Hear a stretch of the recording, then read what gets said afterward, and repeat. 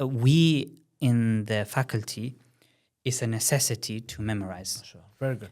We have to memorize the whole book. So right now I've done up until Surah At-Tawbah, alhamdulillah. And we have 4 years, 2 semesters in every year. So that's 8 semesters. And we study Shatibiyah, not in the first 2 semesters. Okay. But we start from the third. The system changes. Yeah. So the way we had it sana mushtarika, meaning it was slightly different, the syllabus. So from the third semester to the 7th semester, that's 3, 4, 5, 6, 7. 5 semesters, we memorize Shatibiyah. So in the first semester, we did from al-Muqaddimah ila the one before al-Idgham. Okay. Al-Idgham. So then the second semester, we started from al-Imala. Then the third semester, we started from Surah Ali Imran. And that's the semester I've just finished. So we did from Surah Ali Imran to ila Surah At-Tawbah. And then we have 2 more semesters. So I think it goes to Al-Qasas and then to the end, if I'm not mistaken.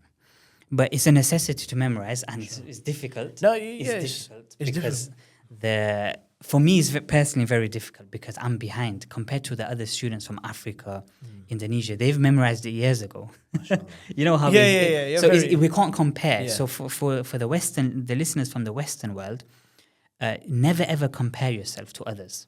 Like I have to remind myself not to compare to the guy that's revising. I'm struggling to memorize my 7 lines, and he's revising something else. So we can't compare ourselves. We have different lives and we have different responsibilities. But ultimately, we have to memorize 21 lines a week. MashaAllah. Yeah, 21 lines a week. And it depends on the teacher. But some teachers, they say you have to do 7 on Sunday, 7 Monday, 7 on Tuesday. Others, they say all 21 on Tuesday, for example. Yeah. Okay, so all our lessons are always Sunday, Monday, Tuesday. And it's 7 hours a week.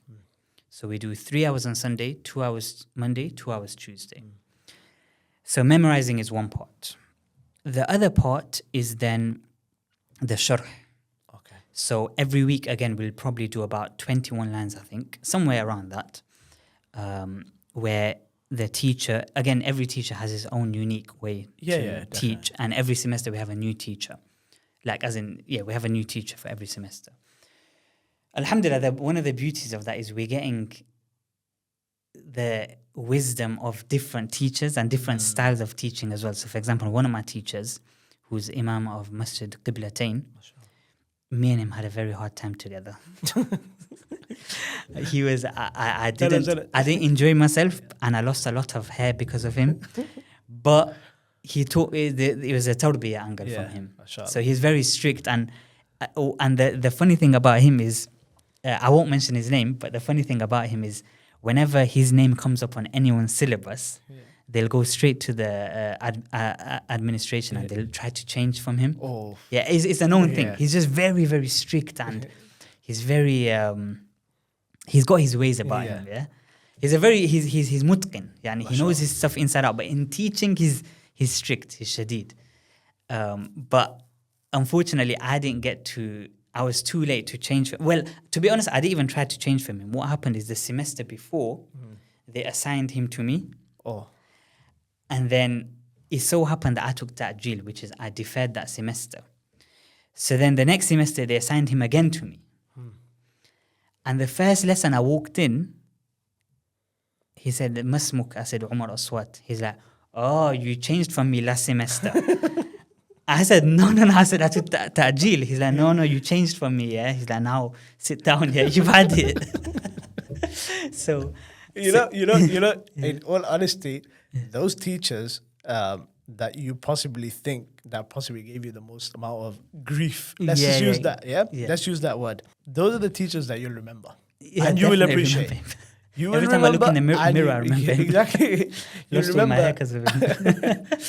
You remember and you truly appreciate them, man. Because, they taught you so many things, that you couldn't have learned from the outside world. It wasn't... no, literally, like, he had his own ways, basically. So everyone... Obviously, we can't be disrespectful to the teacher, right? And all teacher has their own style. But as soon as like the other student asks you, who's your teacher? And we say, Sheikh, Allah yahdik, or Allah help you, Allah yusa'iduk, whatever it may be. But like, for example, once I spent 2 hours doing some homework for him. Yeah. And for me, that's a long time. Like, I'm not as studious as I should be, like spending your own time and doing this. So I spent 2 hours, and it's very beneficial because, when you do your own study, I think that's very important. Literally, I walked up here to give him my 2 sheets of paper, and he looked at it for like literally 2 seconds, like, Kharban. He gave it back to me, like, get out from here. I was so vexed. I'm not going to lie, I was vexed. But, it's all these kind of things where, like, I don't know, it's very interesting. But anyways, as I was saying, the teacher, he was a mutqin though, meaning he knows his stuff inside out. So when it comes to the Sharh al-Shatibiyya, I learned a lot from him. And alhamdulillah, I've received different teachers' style of teaching. So, but broadly speaking, the teacher will, you'll have a line of poetry, and then the teacher will explain it to you. And we go through the whole book like that. Alhamdulillah. Alhamdulillah. Shukr. So those are the 2 main angles, which is Hifdh al-Mutun and Sharh al-Shatibiyya. And then when I think of it from an exam perspective, Hifdh al-Qur'an as well.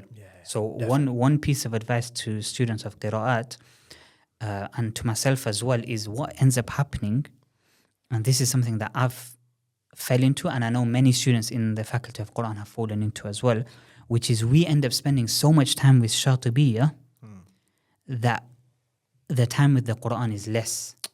And it should be flipped. The time with the Qur'an, recitation of the Holy Qur'an, should always be more.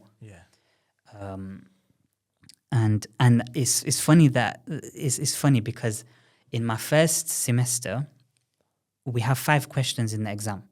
3 is Hifdh al-Qur'an, so 1 from each 10 ajza, and 2, this is in the first semester, so there was only 2 questions from Hifdh al-Mutun, Hifdh al-Matn. So the 3 Hifdh al-Qur'an, alhamdulillah, I made no mistake. And then the 2 in Hifdh al-Shatibiyya, I completely messed them up because I wasn't very strong, to be honest, at that time. And my teacher gave me full marks. Do you know why? He said to me, he's like, yes, your Hifdh al-Shatibiyya is very weak, but your Hifdh al-Qur'an was so strong. He's like, the other students, the Hifdh al-Qur'an is so weak, and the Hifdh al-Shatibiyya is stronger than the Qur'an.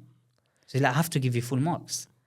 Because Quran takes precedence. Quran takes precedence, and sometimes we forget. It is balancing. It is difficult to balance. And I think this is with all subjects, right? So, someone might go into hadith, or someone might go into an-nahr, which are all sciences of